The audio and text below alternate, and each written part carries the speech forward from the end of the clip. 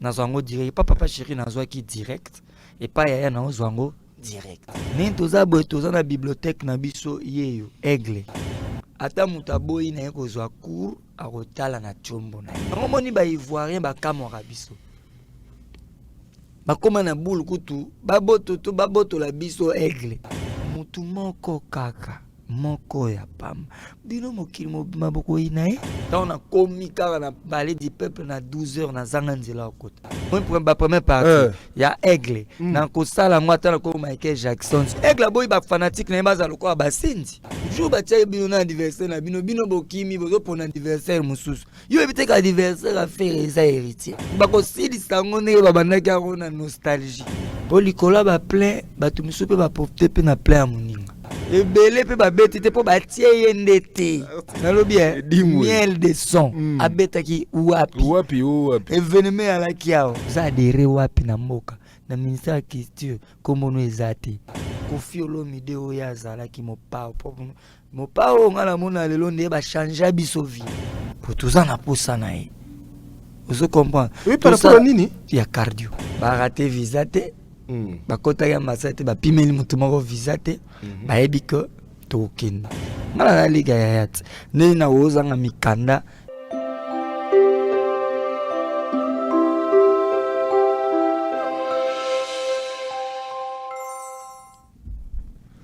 Bonjour fidèles internautes, c'est face à Jet Li. Aujourd'hui, voilà, je suis en joie. Pourquoi? Parce que je reçois Porta de Lança, Mignon Abraham.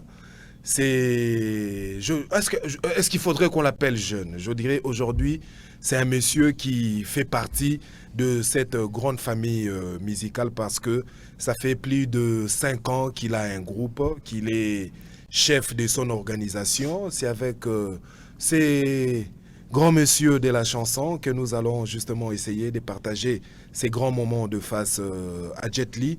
Avec lui, on va essayer de discuter justement sur tout ce qui se passe, sur la production du festival justement mondial de la musique et du tourisme. On va essayer de parler sur tout ce qui s'est passé à travers ces grands événements. Justement, c'est avec voilà mon invité d'aujourd'hui qu'on va décortiquer sur ce qu'a été ces grands événements où on a retrouvé plusieurs artistes. Voilà, il est là dans nos murs, dans mon plateau sur Nana Boulouga Télévision. C'est avec lui qu'on va parler. Mignon Abraham, yes. Bonjour. Bonjour Jet Li. Naïso Takos. Tu vas bien? Ouais, en tout cas, c'est un plaisir. Je pense que notre joie est celle de vous voir heureux. Merci. C'est important parce que je pense que vous donnez le meilleur de vous pour que la culture congolaise, justement, aille de l'avant. Donc, une fois de plus, merci. Merci pareillement. Voilà. Pour ça, pour Nabiso. Ah ben oui, hein. Ouais. Ah ben oui, Pour bien bola la raté. Pour na oui. rosa ko landa information ko landa ndenge makamozo kende gloire à Dieu. Ya ok ndenge vie aze kwa lobaka toujours na PCV na moko wa bongo esclave mbote. Ke nzamba zo sala kaka ndenge toyokanaki. Nzamba osaka ndenge toyokanaki. Obiki lilobango ya profond. Donc moni te rapese panzanga mutu jo liboso na yoka ngo pe na fandi Nzamba zo sala vraiment kaka ndenge toyokanaki. Parce que toute personne, quelle marque à confiance. Toute personne, tout le monde a un souhait naé au fond du cœur. Qui prêtre à yoka. Donc il y a des gens au sur l'année boué, mais à sa prière na katia sur la peine nzambe naé. Alors oh ya yebisa ki nzambe na nga ndenge sa boué na za la posa boué. Alors ata makamu ya za na ngopose salama et ça bien nzamba osala ndenge toyokana et puis so mutu azui ndingisa do ça dit likanza obimisa maluba ya bongo tanga muto sa livre. Donc ça dit que c'est quelqu'un qui réfléchit à tout moment, quelqu'un au avant d'akazo tala makamu. Donc ça dit comment livre petit bonbon de la sagesse. Ça dit c'est un grand monsieur d'abord intelligent, sage.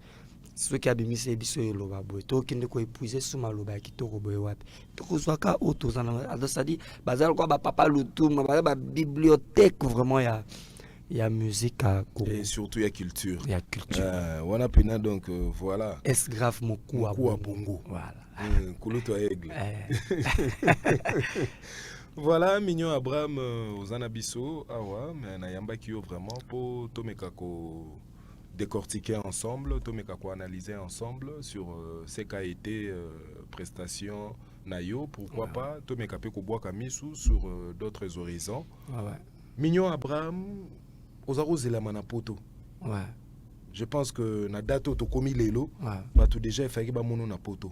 Qu'est-ce qui se passe? Est-ce que c'est un visa? C'est si là ou bien nini en tout cas grand public est dans la possibilité.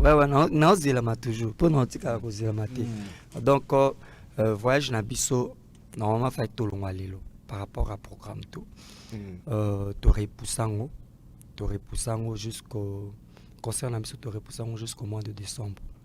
Tozo tia affiche déjà lobby le 21. Le 21 déjà bah on a affiche et a annulé et a repoussé. Par rapport à ma caméra administrative pour na mamnabiso pour nga ce ko kende. Moi je vais pas être comme nasa ma kamninge baninga nyoso basala. Nazo linga te faut ba mona nga kana betaye na poto tetete. Na posa na présenté batu ou nga na epsai bango. Na présenté batu groupe nanga. Quoi to mis album na biso to petit bango biloko album na biso to petit pe moi ba nzembo ba ebelinga ba vuko ba ebelinga donc yango photo présenter ba tabi pour na présenter ba tout bien faut na présenter bango na groupe nanga oui kozwa groupe na poto kozwa ba ningo na biso poto baza ba grand musicien ba grand monsieur talaka ke ba kena poto pour na ndule ba po ba ma vanda kuna eza mabete mais mood vacuum de yolingi moi qui sasa wana bojalisi wana lingi ya ba artiste nanga. Alors biso toza déjà prêt, on a tous nos dossiers yo tikalika na rendez-vous na biso so to koti rendez-vous na biso to bendi ba plan to fly. Alors maison Schengen et kanga ba porte na yango depuis mois passé, c'est-à-dire mai, depuis mai. Alors ba ko refungola na fin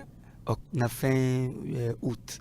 So ba fungoli bato bazaki na ba rendez-vous ba ko retiner la bango ba message na ba mail na bango et après biso to gérer date na biso à rendez-vous, donc c'est ça. Donc les kamozaka ou yango biso to tikalika ati okoti na. Donc Mignon Abraham azana problème à billet sogi subsistance au pono nengo zo même orchestre o nini donc logoté. Et puis nazo beta maison de disques nanga eza grande maison à production bani les lotés na ko la Xiaomi Kanda tout aux anango na je peux te montrer tout aux angelo hoté. Mais pourquoi pas donc voilà Chico vraiment o aider biso ba la Mignon Abraham Mikanda na nyonso ba monde ba découvrir monde c'est évoluer nion c'est comment la femme monde ba Mikanda na biso par exemple yango. Ah bon? Oh mon. Oh bon.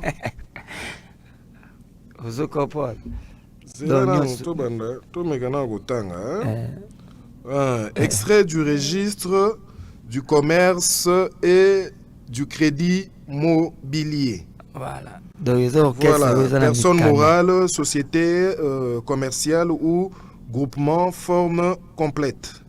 Voilà. Donc je crois que Mikande Zali, identification de la personne morale. Donc, c'est le statut, en fait. Il y a un mouvement. Voilà. Entreprise, il faut ça. Il y a statut à mouvement. Il y a entreprise. Il y a entreprise. Il y a orchestre. Voilà. Bon. Déjà, Ezali. Là, qui ça, c'est preuve que au Sobandaki déjà, ma communion, son ambassade. Et puis, liste en haut, il y a combien de personnes. Parce que les locaux, ça peut. TV radio. Ah là là. Voilà. Par exemple. Mais na web ça quand même, na web ça quand même Chico. A Chango. A Vimbisa moi ma communion ana po batupe ba mona quoi. Donc ça dit biso neza beto si ça déjà et tikalika ka tubulu na mai océan. Donc tikalika tubulu. Te tubulu. Mais ce que le belengo tubulu on a assurance belé boy. Tubulu parce que match c'est là inaomona. Ah bon? On de liste hein. Ya bato fait bakene. Abraham, on a solo to. Oh bakokine. Voilà. Na bagi o fagi bakene parce que fait boké lelo. Voilà. Mais ce qu'on comme reporté donc futur eza ya bisoté. Voilà. Pour me souper ba rodai. To souhaiter to souhaiter te mais mukile tambola bongo. Mukile tambola bongo lobi ya bisoté eza ya nzambe. Domaine nous appartient pas. Nazana ba billet wana. Nazana ba réservation déjà payée à hôtel. Déjà. 30 personnes pour une première fois. Voilà. Déjà payé. Donc 30 personnes. Mais oui, ils ont entreprise. Ils ont été groupe Moroboé, ils ont Simandaku, ils ont Mikanda, ils ont Elogo Sala, biso tozana. Ngala liga ya yat. Ni na ozanga Mikanda ya ko introduire na ambassade. Ni na ozanga ba fiche ba manini nyonso to ya makambutu. Ya des qui dit groupe et ngoloba que baza blindé na banque baza blindé mboka yebi bango et puis biso toza ba dossier na biso toza na ba code QR to na mboka yebi so fini boye to bimi donc lien ezako lien eza na ko peso fungo lien na peso lien o fungo lo cheka ba mona ndenge lien zo fungo ça na pesa yo lien eza ba lien yango mambo ekomi balien yango yo balien yango na se ochebo fungulu like sikuna ba donc onyoso balien na yo to ke kana moko voilà ochabo po ba mona yango lien yango ani ofungwa caméra benda wo to bimana oyo oyo yango to tala to chebo finata 3e lien ou 4e lien oche c'est ba no fungwa mo oche lien yango wana. Mais mambo est grave. Il faut moi mi. On est liens. Il faut moi mi. Vraiment. Il y a groupe Makomi certificat d'immatriculation voilà. INPP. Guichet unique de création d'entreprise. Voilà. Ne mamno otanga awa. Donc bino batoyo boyebi mambo ele kaka na musique o boyebi mikanda.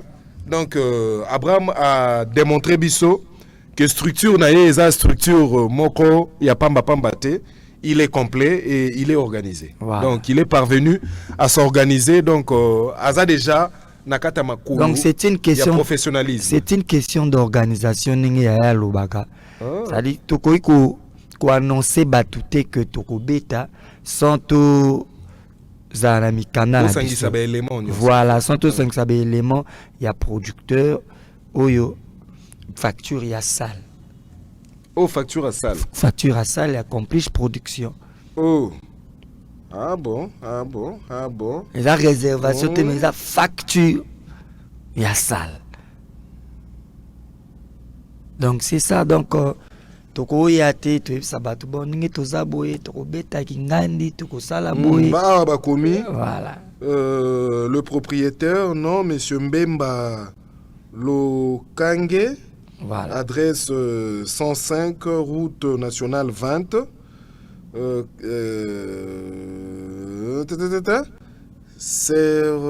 côté France-Orléans. Voilà. Sercotte France-Orléans.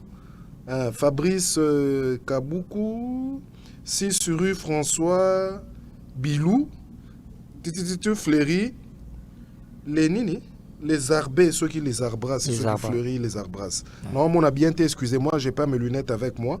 Et yo, balobi, eza facture. Yassal. Et si kaopi, bah fouti. Mais comment mi vraiment moukié, n'a mis suézo dérangé. Donc c'est ça, bah. Donc toyaka na télé. Et puis bah le quoi biso na koya te na oloba bon na zo beta après voilà le logo eza na ngote non. Le présent contrat a pour objet la location de la salle de spectacle située à 105 route pour la tenue d'un événement artistique. Donc je pense que pour comprendre déjà, donc il n'est pas important qu'on lise tout. Voilà. Donc voilà. Donc nous sommes déjà calés. Nous sommes habillés, banini. Non, n'a pas bien non, mais il faut le faire avant. Au sali déjà réservation. Une fois que vous bimi na katia et à Tubulu la main océan, à Bolongwe. Boleki parce que faut à la kaka. Mais na mona batu musupe ba betara lisola Tubulongo moins inquiétude mais yo serein mon co donc. Tema parce que je m'y connais d'abord naza organisé naza na mikanda nanga maison de disques eza ya mukete eza na mikanda nango ya bien et puis mokolo tokokota ambasade ngana koyebisa yaya allez fallait longola menouer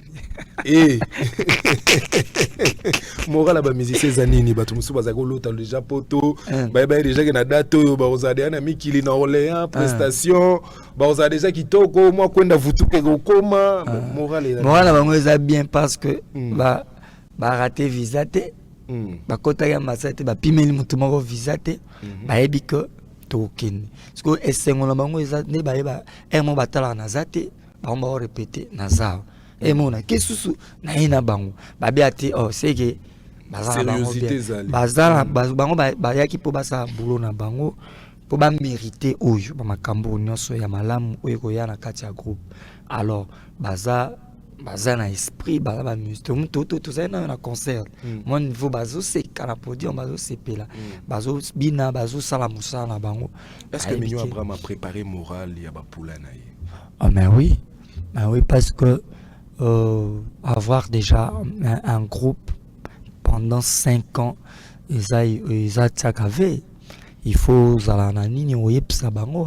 déjà sans poteau, sans album. Toi, nous allons bango bobita na ba concert, oui, ça banoni. Oui, ça bete la banka li solo ya musala oboyo sala en commun et ça entreprise prévaner mi kana nango moni yango. Alors tant que ça musala et puis tant bazana ba liaka wana misusu ba futaka ndaku wana donc misusu ba futela bana ba classe wana moi soliste langa mon aïe si voilà prof on a vu un abisso ça dit un responsable ça dit mukolo ya orchestre mbaye wana c'est un vieux mais c'est mon soliste ça dit azana moi si na bana nandaku ya futaka vous comprenez ça dit tant on ndaku na ayaka kaka musala bango ne bazana ba biki ba osa musala et si kanyo sonne veredia loba musique eza lokwa musala ya soda soto la muki siko bongo soki message ezongi parce que biso to ana message oyo ambassade de tindaki d'abord nazo la kisosus tout ça na message ambassade de renvoyer biso sous message que toke lobby na tongo c'est que les 26 tout ça le colla podium sur l'ambassade de tine biso message siko toke lobby c'est que les 26 tout ça le colla podium. Alors c'est pour tout le monde, c'est pas que ça pour Nabiso, ça c'est centre européen. Le message est tindaki en message concernant le centre européen de visa. Voilà. Suite à la grande sollicitation et usage abusif et de la plateforme de rendez-vous par des agences peu scrupuleuses, des problèmes techniques ont été occasionnés pour la période du 1er juillet 2025 au 1er août 2025. Le rendez-vous de certains requérants devant être annulés seront replanifiés dans le meilleur délai possible. Les intéressés seront tenus au courant. Voilà. Je pense que le message est légitime. Je pense que va comprendre, voilà. À comprendre. Surtout dans Orléans où déjà bakitendi na bango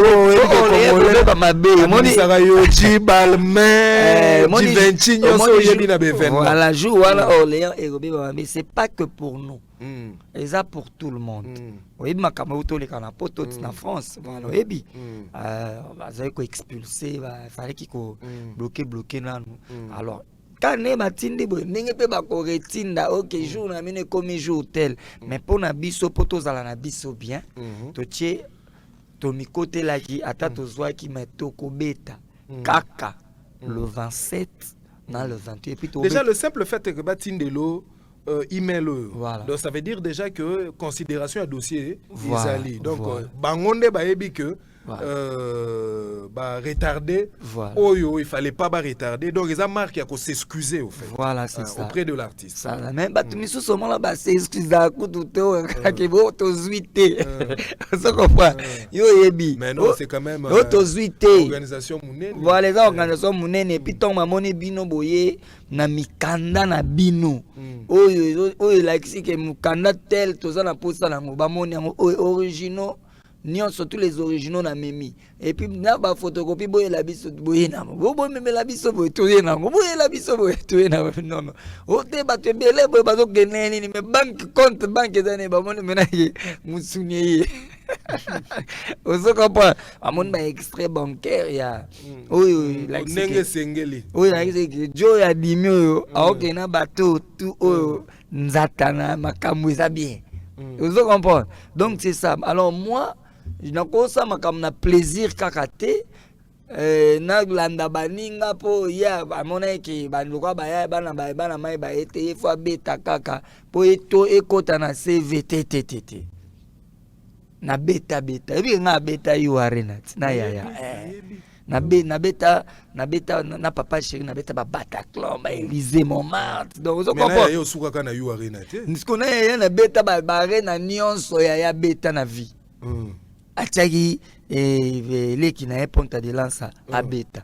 La première partie, oh bah tu vas finir. Bon, la première partie, bah tu vas finir. Les gens oublient que première partie, ça fait partie d'un planning, il y a concert. Pépé Calais, paix à son âme, l'illustre disparu. Mais Pépé Calais a encore bêta, Mbanga, il y a invitation à y. Voilà. Et pas à Betty Mazikini, je voilà. crois que Olympia Olympiade de Paris, dans Zénith, je pense.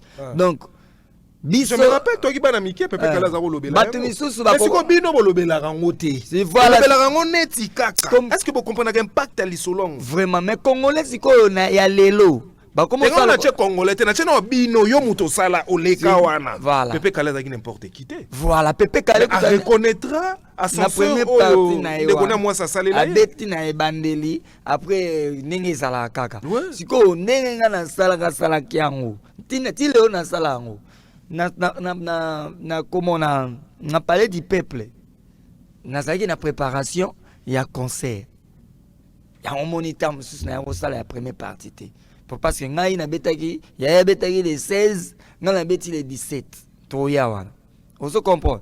Alors, tant que tu fin Congolais ont critiqué, que culture amboka esenga bon un grand artiste à la lumière face à Yamboka ou à la grande salle. Avant Abeta et à la Mundele, il y a toujours de première partie. Ce qu'on a quand la première partie, bah ça la minene, bah you arena, bah ING, bah Ovo, bah ça les Belé, bah Zénith d'Orléans, bah Zénith, bah Nyon Sotobeta, bah Nantes, bah Lyon, bah Nini, jusqu'au bah Tiayo, aux à la première partie. Tu sais, il y a un même ce concert au Orléans.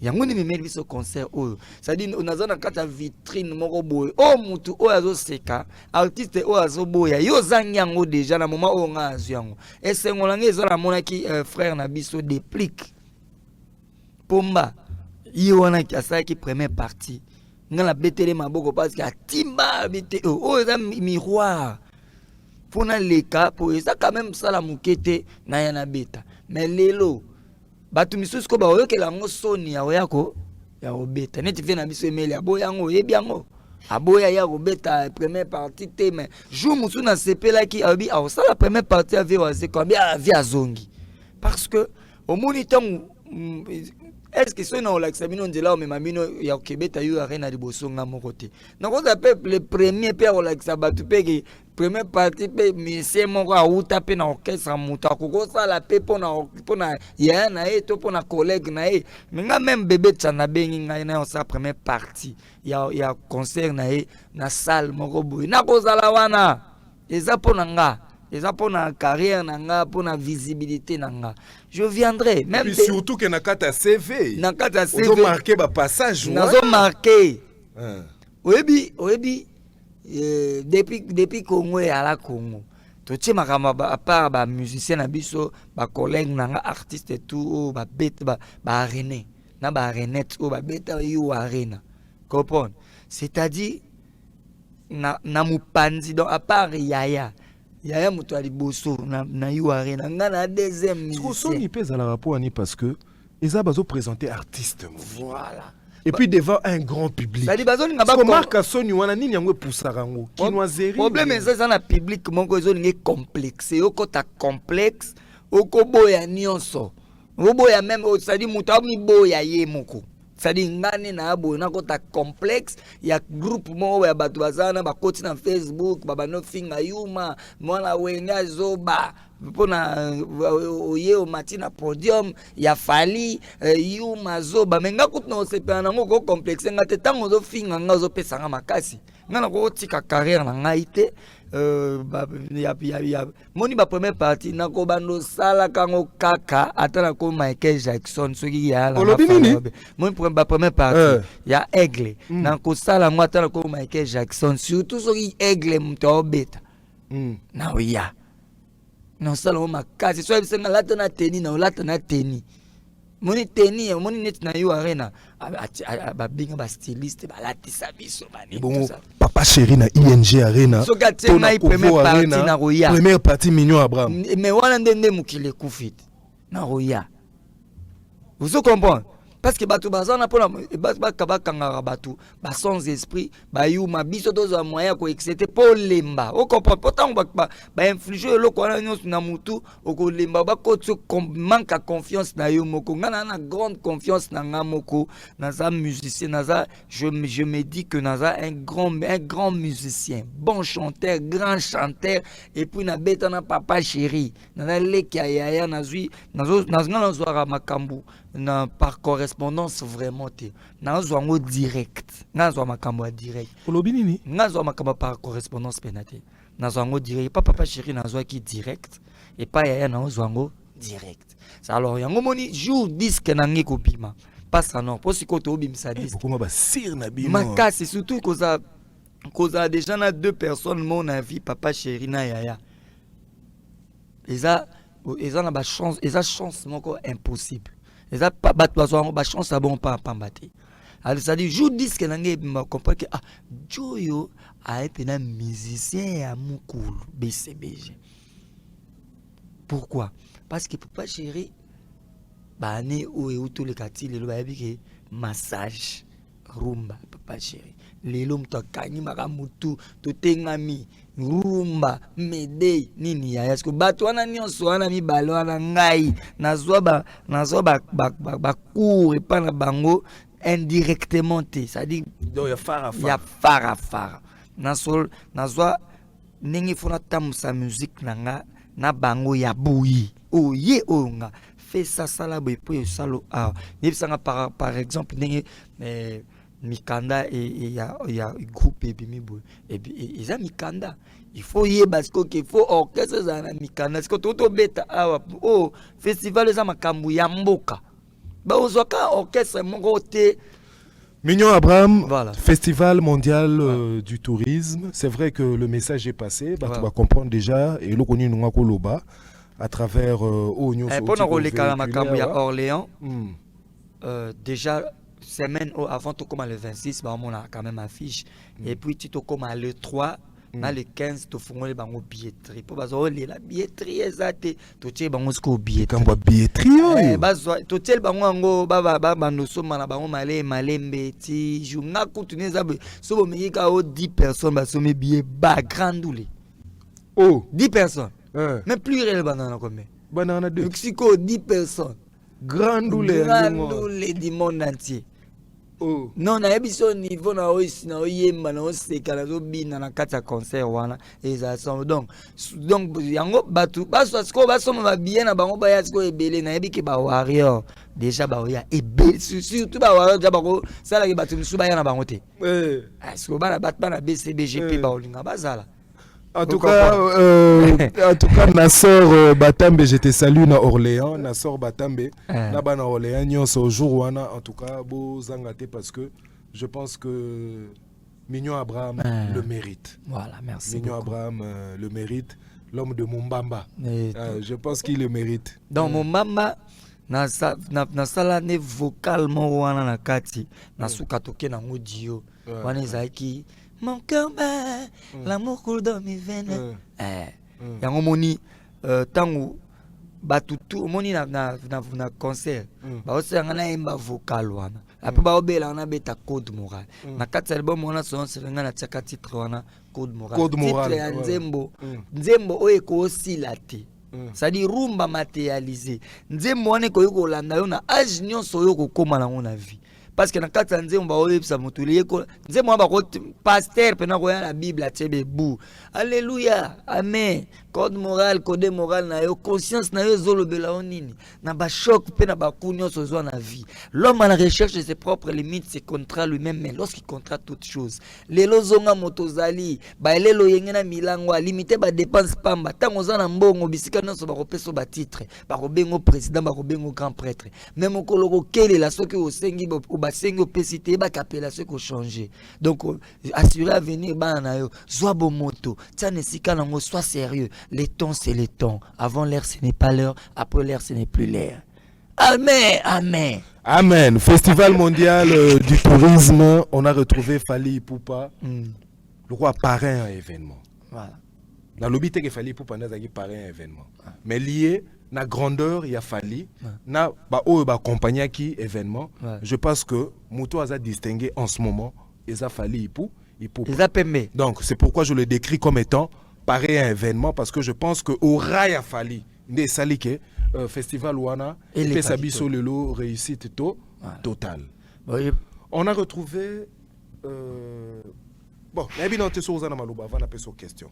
Je pense que merci d'abord na Moka na biso na bakondi na initiative amnene parce que je pense que depuis les Congo peut-être habité ceux qui na 1960 ezalaka que festival a munene boye ce festival les ala ndeboye ça te mutu mo ba la muki azali KMS na yemo ba benga ngo festival te ben munene on eza na maloba te eza munene on eza par rapport ya oyo ba proposer na matos nini et accompagner événement et puis tomoni et puis eza isika mo ka te eza boye eza na palais du peuple. Il y a eu 3 sites. Voilà, 3 sites c'était palais du peuple. Palais du peuple en face na maison nabiso ya bana ina wana. Voilà. Voilà. Et puis na échangeur limité. Allez nous ba qui grand événement Yamboka. Une fois na grand événement batie ba artiste, on n'a pas cité que artiste totie yende tête d'affiche té. Mais par rapport à vacuum, ya niak, ya nguma, ya makambu. Enta aigle abimi parrain yemoko abimi tête d'affiche abimi papa na biso osoko po abimi papa na biso na kati événement ko beta na yo oko batu bakoya na bango mais aigle abimi père na biso. Pourquoi? Parce que le jour wana ngamoko nazaki faki na kene signé na bato bakonzi ya événement ya comment on appelle ça, un festival. Nasi Saba signature, ils m'ont appelé, tu vois. Tant on a commis car on a parlé du peuple na 12h na Zanganzela au côté. Na Zanganzela au côté. Donc il a fallu concert à Aigle-Si là, bah évacuer batou. Bio na bango commis sous pour les po bio na bango ezaki kol kangati. Comme sous pour na ke ko signer 1h 2h. Ah donc signer qui contrat 1h 2h. Voilà. Na bureau wana alors fa ina signé on a 12 heures onzela ko côté là ezalaki te alors fa ina côté là nzela aigle côté là ki bon nous le pays faut banda donc bureau ekangi nanu anguma mokilele ki ça dit nzela ezalate ça dit au moni kota première riban bima première ikende bo limité et aki vide aki le roi ferré et qui vraiment le roi ferré ba carré les cas na lobby a mignon Abraham. Le matos qu'on a retrouvé à travers l'événement, ezalaki exigence y a Fally Ipupa ou alors eza lisou y a ba organisateurs, ils ont pensé que comme il y aura Fally, il faut tout chaper matos oyo ils ont répondre na demande des artistes. Depuis un grand temps na Congo na musique na biso moni pour événement et les cabines c'est l'art. L'art, ouais. Et c'est un podium ya munene. Prévenez ceux qui aiglent au Talibana, au monara, lumière podium na musique wana betelaka bato mo bazalaka ya bamboka bapaya beta ngo genre mais soit comme na kin abeta pe musique pe ya kin po comme ba congolais ba kinois ba nini tout ça là. Alors biso ba artiste on a un grand problème. Biso to mitiaka kaka na l'art au biso to donc so signer contrat et sili non artiste tant on doit signer contrat il faut une équipe il faut au moins to kino comme on ba ngana kenena ba ingénieur si. On se comprend ça dit il faut un ingénieur. J'étais là parce que je suis le journaliste qui avait couvert l'événement. Voilà. Lors il y a prestation. Voilà. C'est-à-dire artiste il faut. Donc j'ai retrouvé ton manager. Voilà. Nani Muto Simbaka côté technique nayo. Voilà. Donc j'ai retrouvé plein de gens là. Voilà. C'est-à-dire artiste yo musala yo ko matela podium ko yemba ko sepelisa public nayo. Ozolo banini. Ozo yemba nini, se tenir comment devant les gens. Alors point. Il y a matos, il faut pas que nous regardions la musique et l'on nini oh et ko beta oh et musique et ko répondre comment parce que batu ba oya ko yoka musique ba oya on vend te ba yoka musique na instrument ils répondre bien té son mabé on a pesa côté mususu et puis podium lumière et on moni ba concert rebelle à grand frère la biso aigle à Kalali ba bénéficier nango ba beta qui premier jour na makasi lumière ya façon na emoni oko beta na yo mais tant que comme tour na yi a ebi ba lumière wana pe batangela kango biso to na posa ya nini boye sangisa na soso yo sangisa na soso tant artiste azo bima betela biso o na nini après olungula o et puis batelo wana te batelo ngo tala kaka so asisi bakangi bakenango mais yo siko zo CP là mais format ya musique o fali pour pas à proposer biso à travers cet événement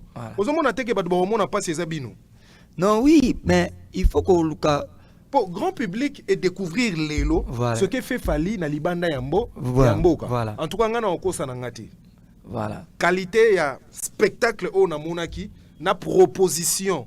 Il y a spectacle sur scène, il y a musique, il y a artiste. Mana liboso na mona concert à bongo na mboka nanga. Siko biso sikoyo na kin to congolais. Ozakaso mutobil il kamwa bien ba traiter o ba traitaka. Netinga ko traiter te on etalika yo. Donc bazo ba mutobi el professeur. Yo quand ba professeur e be ba tangisa na université bazaka ba père. Ba jeune pe bazat. Donc, il faut que Aigle Azalapina papa sa mangwana a présenté musique ou a présenté un débat rondima. Nenga présenté musique à Kitoko wana ba luka défaut. Mais fallait se préparer. Bazo mon 20 ans. Pour les lots après sa biso ba qualité ba spectacle ya bongo. Pour les lots après sa biso reproduction sur scène il y a qualité ya ndenge wana. Voilà. Mais il s'est préparé. Donc yango bino. Oyo ba to ngana oyo ke la mama mingi. Et ça ba musicien o mususu nanu ba comprendre te que musique o fali azo pesa lelo soko la ni ngote ya lokolo keli te okopola on a bisio et na on a bisio c'est bien ata mutaboyi na ko zwa cour akotala na chombo na ye akotala na chombo na ye akozwa cour aigle pesi awa na palais du peuple akokengela na chambre na kuzu oso comprendre parce que biso bato maele sur 100% ya cour wana nazo ye kola bi na longola déjà moi 20% nanga et ko sunganga na ba prestation ya bo prévané donc na talaki ninge ya betelaki nga peta onake na ibi ata mo ndambu pona ko sepesa parce que artiste faut ça en communion entre yo na public exacto vandi wana ozozela public e banda ko finga parce qu'il y a des publics oh ya yo ozozela ba no finga po yo sepela. Vous comprenez? Ou ba no finga yo skopona yo sko comme ko yebisa pe public na yo ne total ba artiste musée belé a matsa mutu mo boya na pode mazo finga muninga na artiste. Alors au monde na suka lango ya zo ba ke ye va ye ki batutu na oyemba mais yemba pe na ba album na batutu mutu pa kufa te jour ayo ka vocal na ye wana ezana ngo une fait moi réalité moko yaki na ngo na ndule mais ngai loko nazo linga na yeba. Quel est l'avenir de la musique congolaise après prestation ya Fally parce que Fally a même les biso makambo nanu to monate. Na ebisio Jet Li, il faut adhérer. Au moins tout le musicien congolais et Billy vie batsala kambazali. Mais jeune banoko bayaya ka ndenge aigle za olo bakala. Ne toza boy toza na bibliothèque na biso yeyo aigle. Comprendre moniteur déjà ya ndenge to conseil la musique yeyo azanda nous vivons tozala kanayi erangoyo to adhérer balobi to adhérer yo bokoma kingandi poupate okoma kingandi barabio choté adhérer musicalement vous comprenez adhérer na ba attitude adhérer na makambuye na to ça dit musique na tout na musique la makamto musique pour nous proposer lobby peuple congolais et puis musique africaine musique wana non ça tout ça ça comme na ba oba otika la ba rumbero non ça bazo se distinguer parce que ba comprendre qu'il faut battre la musique na bango de par le monde ça s'apprend nyonso et bon le nyonso muto apprendre à comment kala o non comme ato comme la rote muto ok ko apprendre mais ko kite otiki kasi ko faut biso to pesa batu net singa na pesa bango force ya kozwa soko ozwi ata 100% te zo ata 15% ekosunga carrière na yo oyebi lelo hein pour na o choquer sur batu muke lelo faut sangisa biso nyonso ba musicien ya Congo hein biso nyonso zwa biso beta biso tout sangisi biso tout zwa Fally ipupa aigle zwa ete na kiti na ekuna la tsaye ngwende na ya ba roi le king ça dit biso tout net toza bo sangisi tous les musiciens congolais sangisi so ça pena 40 qui kuba wana ça dit o biso no so musicien 1 biso susu 2 biso 3 Fally moko kaka. Vous comprenez? Alors, oui, les losos qui prévenez aigle a mimila Papa Luambo disque d'or à titre posthume. Oh le binini? A mimila Papa Luambo. Taka musala nyonso Papa Luambo sali ya makasi disque d'or certifié na ya tikala ya romona hote. Le Fally pour pas. Akizu ilae yango. A memeli à titre posthume. Donc ça dit avec la gouvernement bato jupena bato tout baza souste ba Papa Luambo ba Papa Lutumba ba Papa ba Pepe Kale ba tout ba Papa Madilu ba vani be egla vani ba moment ba noya ba teli ba tepena boy merci le king ba kivana merci le king ba egla squad vani eza ba pembe a lufula nazo ebisa yo parce que moni place yo egla kena makambo musique na biso oyo eza susu mba ba ivoirien ba ko sakana na biso suste visa non eza pembe ba obando ya pena eglavana da merci ba ngotu ya ba nuso ba koma cha pena ba timutu merci. Mais pourquoi? Parce que déjà zoyi aigle même papa Madilou déjà za recépela parce que disque d'or wana nanzembo Papa Luambo muto ayemba ezaki yepe voix ezemba comprendre déjà mais ba pena biso ba Pepe Kale bana posta pe ya disque d'or wana donc aigle déjà neza ba fongamo na ebisa yeke yaya Papa Madilou na Papa Luambo za recépela dina biso Pepe Kale. Et puis Papa Lutumba en a posé un disque d'or.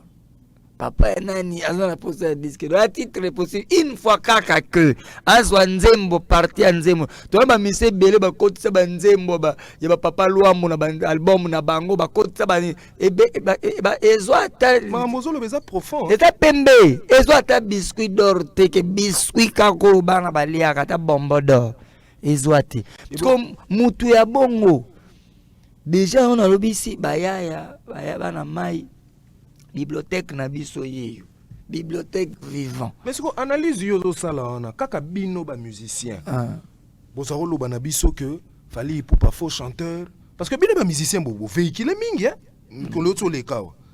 Fally Ipupa faux chanteur, ayembaka na autotune, danseur. Donc on l'a traité ya makambo nyonso. Nayebi ko lobi bino ba musicien parce que naza musicien. Oza musicien. Ah. Bino ba musicien bo traité Fally Ipupa.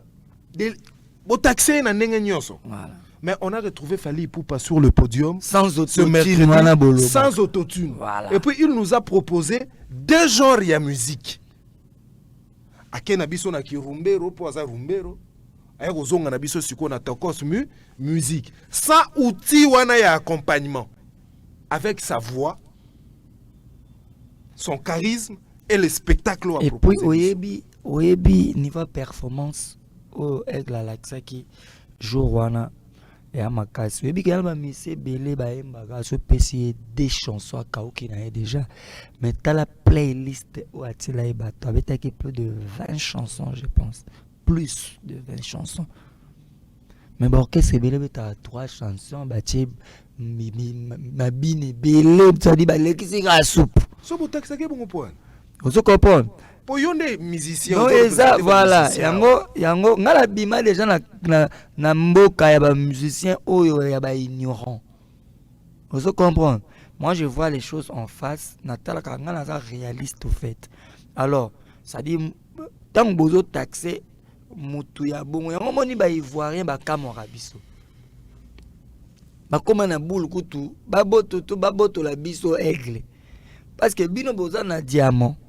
Boza na cuivre na ya musique so auto mona kezaki nini te na yebi te pona batu bazana posa egla we mamungongo emonana voilà donc batu na posa bandela no malubu olebi bazaka na posa batu na posa tu Fally Ipupa aigle aye mamungongo emonana mais ça outil de travail moko za invisible et voilà ça invisible ko soit bana posa babotola yango bango pe bakoma pe na mungongo wango non on est à onde nzambe atilae eza onzambe apesae omoni yango azala toujours fort aotika toujours na niveau na yana parce que mutu moko kaka moko ya pam bino mokili maboko inae po asali bino nini ozo comprendre to boya to adhérer to koma moto moko to fute bango nyonso dehors. Vous comprenez? Comment on a tout évolué musique na biso et vous avez na kimia ya makasi. Makama ba polémique ya ba nini, ya ba artiste ba nini. Et aussi la tala soke sili. Au moins tous les artistes, au moins ba fanatique nyons ba misia congolais so ba misia na bango ba kite bi banda lelo biso nyons to komba warrior na ba tout. Oh na fanatique na ngadel o komi warrior. O komona et koma Congo eza mora ya ba warrior. C'est-à-dire jour oyo par exemple bébé tsanda obeta na stade des martyrs. Parce que tellement ba fanatique nyonso baza ba warrior ba tonsa nini stade des martyrs. So comprendre. Maman makamoto esila na. O nga ba pimela nga visa ba e makamoneza suste okomona na notanga ba komba bato. Omona aigle. Papa chéri, vieux quadre, Venabiso Weranson, Venabiso Manda chante, Venabiso Sam Chintu, Neni, Venabiso Mongo na konta, ok jazz, pour yenem tasi maramutu. Papa Josa, Venabiso S grave, Biso Bajen, Mignon Abraham, Héritier Wata, Bina Filé. Fabregas, Déplique, Nani Soussou, Ibrator, Patrick Beckham, Thierry Miglet, Nabo Sanate, René Soso Pembe, Natangi Nante. Ah, faut Natanga. Ah, t'es mettre aussi ça. Donc, aussi ça va comme on est, bah, ça me soucie, on a taille comme on débat, bah, on vouloir en été, bah, l'imsanga, bazana bangwa. Ça dit, c'est tout au saleli orchestre na yon des lettres. Pour ok, bataka signature liboso aigle yaya. To sel orchestre non lettre na mikanda nyonso na ba compte nyonso to pesi yo ke kotsa na na ambassade. Ba opimelo visa. Pourquoi? Parce que biso tout comme eloko moko mais je pense que c'est impossible et ça ka na lobby kaka. Mais soki batu ba adhérer en esprit ba moni na bazaka bien bien bon tu peux faire makambo na yo mais nga ba fanatique na nga batikali ka ba nani o mais bazak pe ba nani o comprendre au mona. Qu'est-ce que Mignon Abraham a vu ce jour-là de particulier? Na concert à Kisasa Kaka. Ouais. Qu'est-ce que vous avez vu ce jour-là de particulier? Aux fans à Komona te ou peut-être aux fans à Komona mais à Mona quitté. Quel est le message codé que vous avez vu à travers Fally Ipupa ou peut-être Batebele Bamonité? Message codé déjà. Au moni Batebele baza na notion tenga za na yaya. Batebele toyo pesa bango kurango awa bango lobi tamba osala ba no finga biso. Donc yango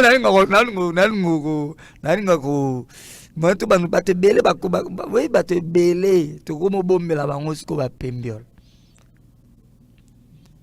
No ya moni awa fai ko sa boy ko sala yango te moni a to sa ba sala ka boy so ya sali yango kaka biso to leki bango o moni kutu te boy bo 5 kutu ça ma déjà deuxième ligne o moni so moni ya yazo simba ani na ebo lisala soso voilà retour scène na e oreillette ya zo signaler que batuzong c'est là retour tam susa oyo miyoki moko miyoka biente akode et puis tango azobeta akode azosenga badimine awa koto ba matsa azosala ngo na basine et puis na sima kuna so nzembo esilo makambo esalema tanga yo moko après 5 secondes nzembo musu ebandi.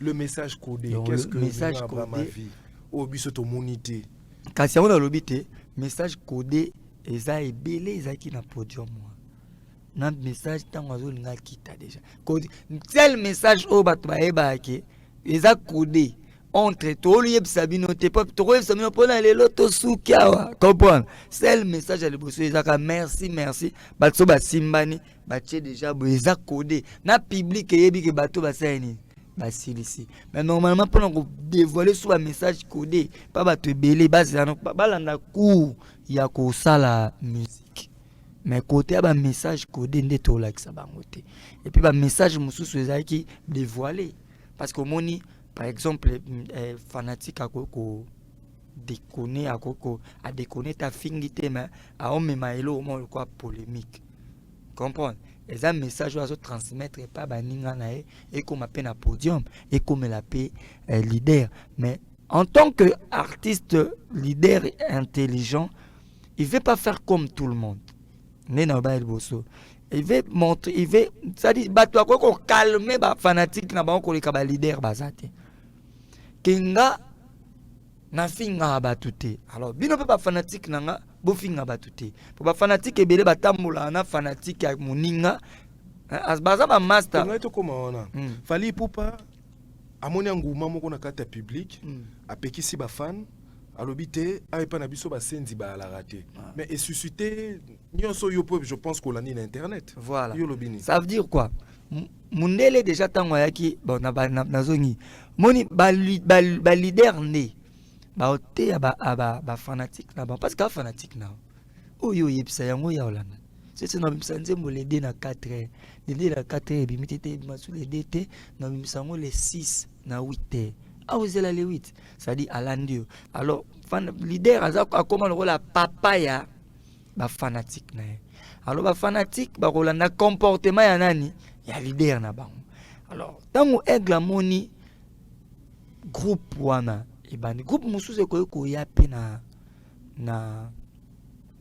concert na bino ba se déguiser lokola baza ba warrior or que baza ba warrior te ba yende po ba salir leader na ba warrior pa ba tutu ba yebi ba warrior ba finga te warrior so monika wa websenga na wa mona ka ala propre ma chombo na ya propre la ti bien nga ba warrior nga na yebi bangwa po nga na gouverneur de warrior na yebi ba warrior ne bala asa propre à la TikTok mais il y a un groupe de gens au infiltration pesalaga baye babando ganga papa pour ba konti sabatu nyonso yango na loyenge mais ngala mona yango déjà pas leader moko batu na bazo finga ye pa bandi ko finga tindi ba finga pe muninga na mona yango pa bana maisiko cour mususu yango wana aigle pesi na podium alors makamone sa mingi pa ba senji Siko basenzi baza banani.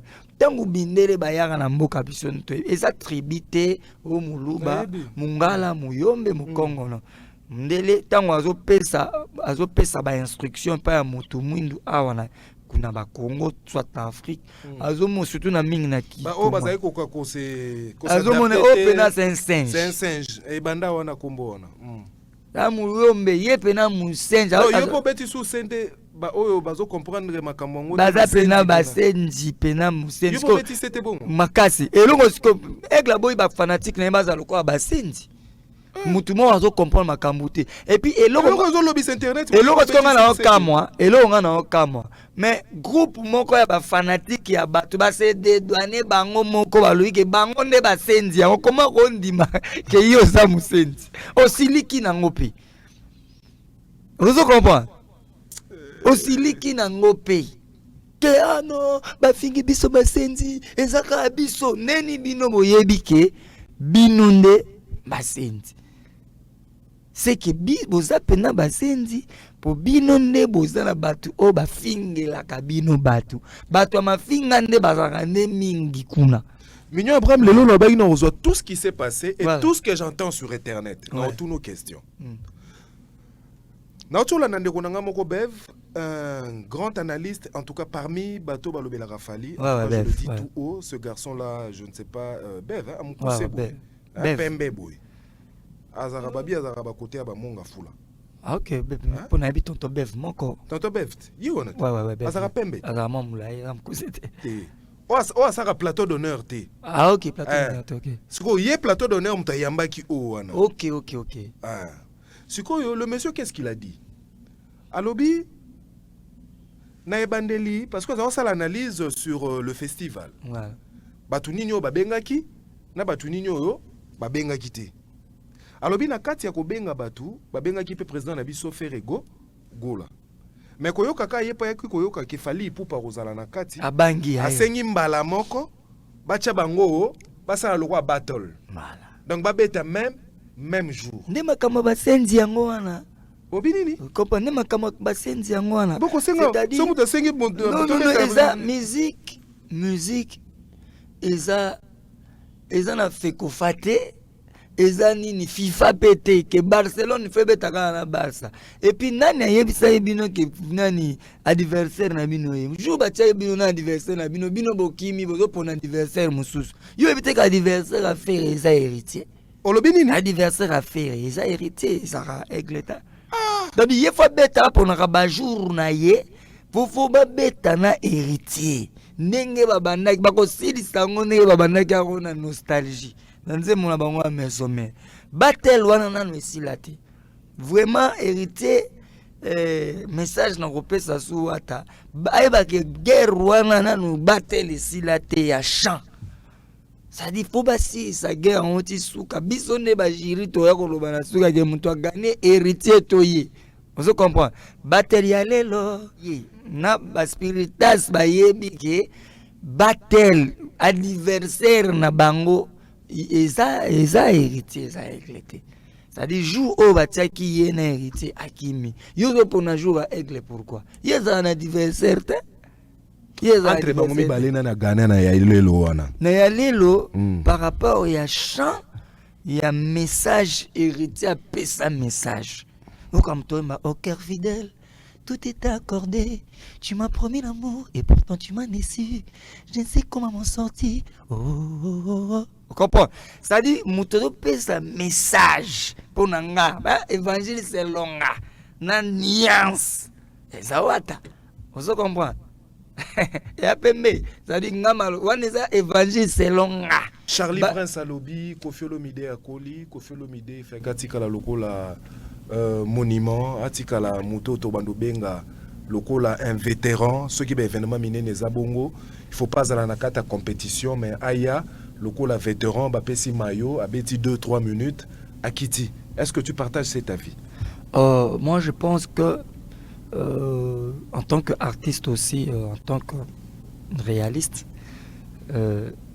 Venabiso Quadra a créé une sorte d'attitude à Sika.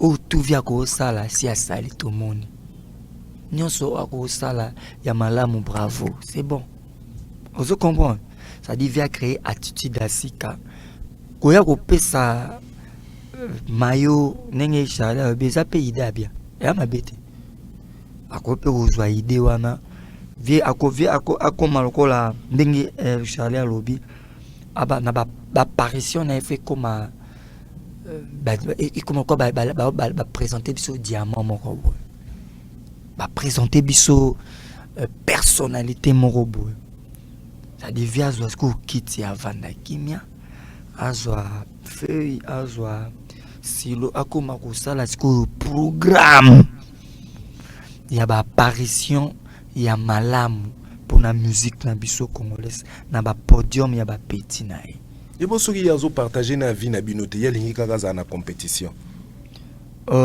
na kati ya compétition par rapport ya âge pour la compétition tout c'est nga pe via ki maman beta shit côté on a déjà ko kangote elle comme âge alors bisonde to pekisaka ba papa na ba koko na biso ko sauter par rapport à la crise cardiaque vous comprenez ezala makambo susu biso moko na temps eza oyo il faut to sangana to pekisa vie et vie awa sala kota studio yemba awa to pesio kaka 30 minutes likola podium et non ba 3 heures, 4 heures par rapport à cardio. Pour tout ça, on a pour ça. Vous comprenez? Oui, par rapport à Nini? Il y a cardio. Nous sommes cardio. Bon, à 70 ans, cardio peut comme. Voilà, vous comprenez? Alors, bisonne photo pour la vie, soit ce que vous avez ça la minute, bisonne tout ça, il a un menu. Ok? Awa foye ma kuku, awa foye ma babu, awa foye ma nzembo, ba mise, ba sa, ba voko. Bingi mingi yo pe mami. Donc vie photo c'est là et calendrier na ba heure ya remattra podium na ba heure ya okita et puis vie photo c'est là que ba événement nini obiso to. Est-ce que tu penses que Amerita qui a clôturé? Non, par rapport il y a âge yaya mukolo fala ki abanda afungula bal afungoli festival mais ko fungola pesa osenga mutaza na aura problème parce que les événements munene les Camerounais on soit ça va tirer avant dernier jour je pense avec le dernier jour c'est le tout dernier restant en fait avant dernier jour pour la cardio pour azala pe kimia pesika onga na rolo ba ngwana et puis vie a vandaz azonga pena basira ema melisa basiria ba kuku atala kofiolo mideo ya zala ki mopao ngala mona lelo nde ba changer biso vie Mignon Abraham jour yo betaki yo ki elo na lobi mopao ngala mona lelo nde ba changer biso vie nde ba sa biso je mundele. Oh, ngana yebi onde ezaka yeti. Nge ba biso nini? Ba biso je munde. Mundela yeyo. Ne, nde ba changer biso ve bazwa ve na biso quadra. Wa bomba e. Ozo comprendre. Yango biso ce que le roi tu comprends qu'on nde ba ngba changer biso vie, bazongisa na biso vie o biso to yebi wana. Comprendre? Vie a okota ba attitude ya ba vignoche. Yango to senga ba attitude ya ba bozi boziana. A rozala ka mo pao.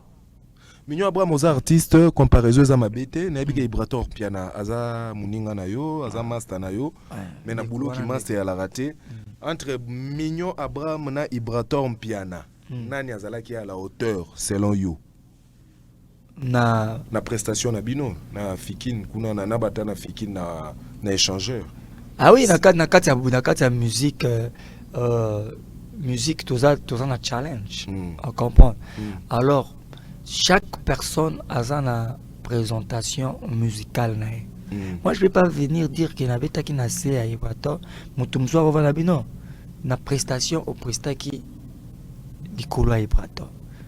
Je vais pas dire que na Nicolas à Ibrator, na prestation à prestat qui Nicolas.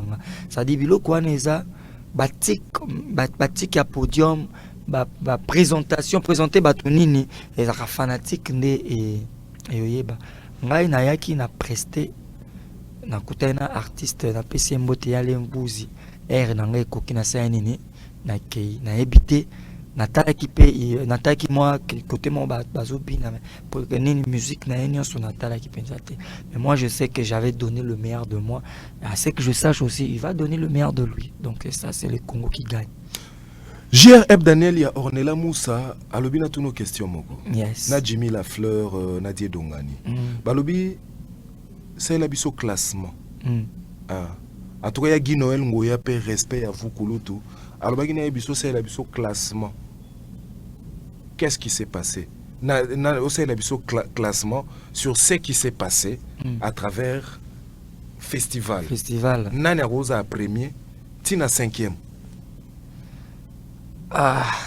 Bon na festival oyo bandeko babeti quand même ebele nango otangela biso ka 5 premiers po likola ba plein bato misu pe ba profiter pe na plein ya moninga ozo comprendre ngai nazotala musique tenga na en termes de plainte en termes de prestation sur la prestation en termes ozo bato ba yebani bato bazana ba kombo bato misu pe ba sali na ba musala bien mais lokwa na ba komi batala te to mekana ko bomba ba kombo na bango na lingi ozo bato bazana kombo en termes de prestation numéro 1 spectacle quoi nati Aigle Fally Ipupa numéro 1 numéro 2 Mignon Abraham numéro 2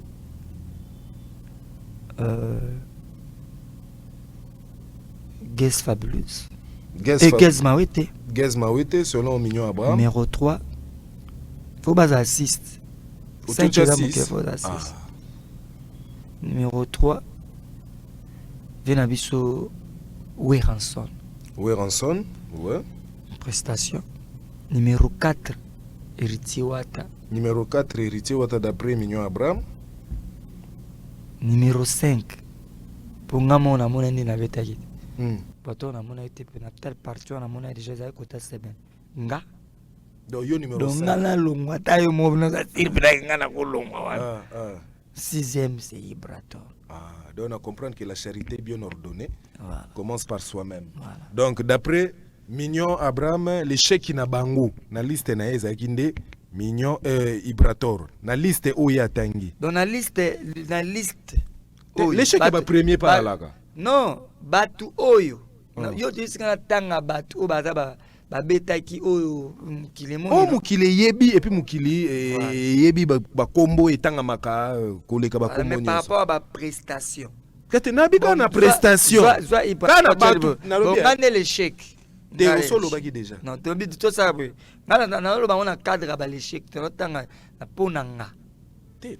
Batu te ba prestation na bango bien. Obi ngana respectera maloba. Nga respectera maloba. Ero komi na 4e. Mais faut na mitia. Kasi ero komi na 4e olobite. Leti 5e natala ki ba image. Nga moko pe na mona ki o na salaki. En tout cas te naza 5e. Voilà. Na liste na bino wana. Te batu babeti ebele. Voilà. Déjà so o chepe Ibrator 6e. Eza pe mabeti. Voilà donc batu na sima na yepe batu bazali batu kutu batu belé ba prêtre belé ngana tie parce que na liste ya ba premier d'après Mignon Abraham toza l'échec yende mutasuki si parce que na moni place abeta kiti mais ndenge na yebeli abetelaka donc azawana kitoko nina tieka po na mona ina abeta te mais so na mona tam so abeta ki ngoza 5e ngana kina ngana 6e mais biso nde ba premier critères ezaki nini ngona mpo bazwa mutu et puis tokamwe pena masolo ba 5 shaba Mignon Abraham pena kati et puis to sutuka lisusu boye gouvernement des obenga bo ba star pe bazebele muso pe babengi bango te ba star bazali na kotanga ba bina file baza ba star ba ebele baza ba betite bon ngai eza mama moka gouvernement des obenga de un auto laxa et puis kenga na enregistré na Mokat. Même canal ça dit so beti boy guichet unique na entreprise ebimi na lien kaka et puis na culture et art tous enregistrés problème na biso ke biso toza enregistré na mboka gouvernement soki elingi produire yo okosa enregistrement makambo wana wana bapasa yaya te wana enregistré d'abord bapasa yaya te naza enregistré na mboka alors ntango yaya avandi alobi bon lokola ngai na kobeta bakotuna yaya mpe oza na baleki te ongala aza na leki tel mais est ce que aza enregistré bayo obeti so kaka bongo te bazwi liloba yaya bakekengela bamoni mpe obimi mpe oki aza enregistré c'est une question d'organisation okopoi mo bato ebele mpe boye ebele mpe babeti te mpo batie ye nde te bato misu bayaka koganga wana tv awa ngai kutu vuaki ngandi batie ete abeti te miel abetaki wapi toshiro mpeti miel abetaki wapi toshiro mpeti jemba kanji nalobi miel de son abetaki wapi événement alaki awa 3 jours en plus d'affilée yo ezaka nini yango na miel de son te nabi parce que bango bagrand musicien ala mikanda te bayebi ye te na ministère gouvernement ezoluka baartiste donc miel de son ki teti nyonso namonaka na tv yo longolo bazanga mikanda bongo ayobeta te pourquoi po bazotala oyo obeta mais oza adere wapi na mboka na ministère ya culture kombono eza te aza na autorisation de production te nga na nango na autorisation de production yango na autorisation de production nanga bango bana mikanda te yango so baorchestre na bango ezaka yani ya komboka d'après yo mais eza kaka yaka tosangana tokende toluka ndenge soki nzambe asungi tokoevolue bien kopoi bango baa na niveau wana boyelaka nini yango bino boya bajeune na komprenaka bino yo na miela yango te boyelaka nini non baza na autorisation de production nde te eza pembe bazobeta musique bazokokisa bazoremplir bacritère nyonso suka entretien na biso caméra yango nini oza nango wana napesi merci beaucoup na batutu batali biso et puis bafan oyo balingaka mignon abraham ndambu oyo biso tolaka na bango wana rendez-vous na biso oza le 27 na le 28 donc 2 jours tobeta 2 jours samedi dimanche voilà na Orléans quelquefois peut malaria voilà donc ebakisi biso kutu donc normalement tozalaki tobeta na mois oyo tobeta na mois oyo après tozongi tokebeta na décembre alors esali que contrat na biso ya décembre wana tomemi yango susu to indexango na contrat na biso ya liboso donc eza lokwa to signé susu deuxième jour vous comprenez to signé pour na journée na biso ya mibale pour tout ça la boulot na biso carré match ça déjà bien donc ngai na invité bato na Orléans le 27 na le 28 décembre et puis qui tout dans vacances et là va fête et puis qui mamba malili et banda susu boyato sa vraie bonne musique et puis les 10 au rendez-vous quand de tolobaki na Dubaï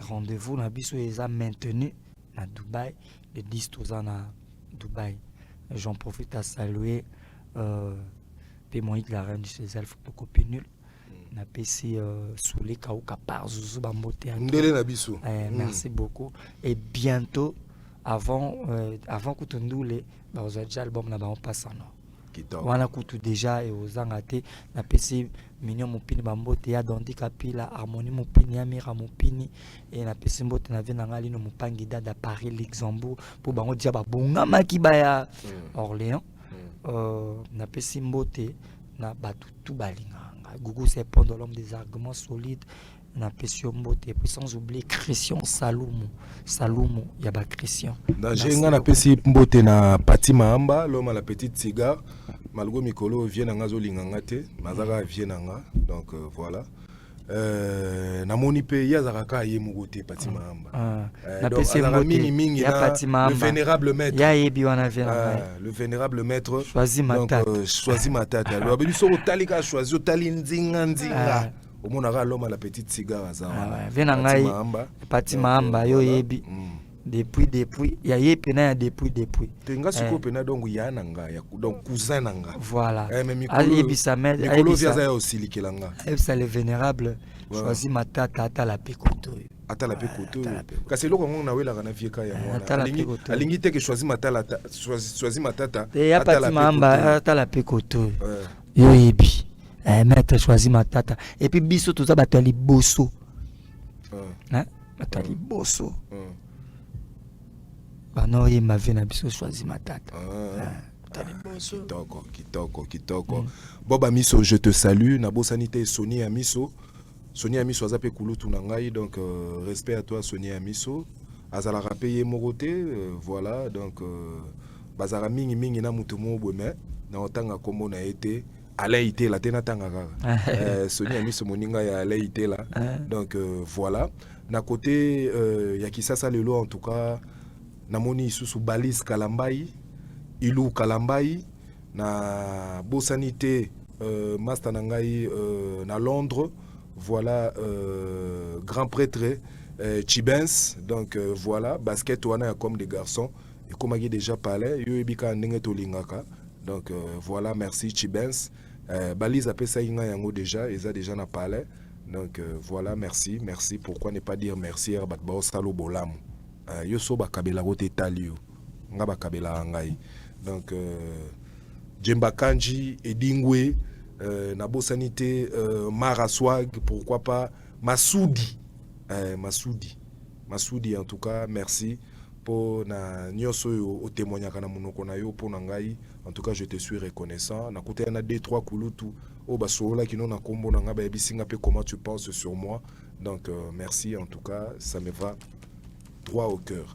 Pour Lelo na Sukiawa, c'était face à Jet Li avec Mignon Abraham, Porte à de l'Ancia. Je vous retrouve très prochainement. Ciao.